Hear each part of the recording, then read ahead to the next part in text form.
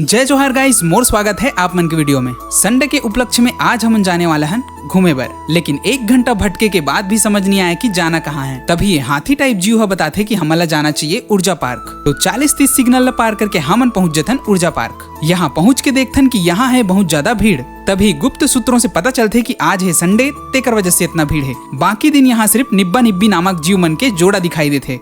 Park में खेलत खेलत मोर भांचा भगवान घलो थक जथे और मांग करथे कुरकुरे के, जेला देख के कुछ जलीय जीव मन के मुंह में भी पानी आ जाथे। वहीं दिखथे मोला अपन पाप के घड़ा जे भर चुके हैं। अपन पाप कम करे बर मैं भूरू कुकुर ला भोजन कराए के सोचथो, लेकिन यहू भूरू हा फ्रूटी के डिमांड करथे, तो एकर लिए मैं ले देथो फ्रूटी। पार्क से निकल के रात होते ही हमन आ जाथन ये सुंदर सी लड़का के बर्थडे में, मतलब लड़का मन के बर्थडे में, जहाँ सब झन ला अपने अपने में बिजी देख के कैमरा वाला भैया के दिमाग घलो खराब हो जाथे और कैमरा में बिना चिप लगाए ही सब जन के फोटो खींच देते। वहीं बर्थडे में आना तो एक बहाना रहते, भांचा भगवान और मोर प्लान रहते पेट पूजा करे के।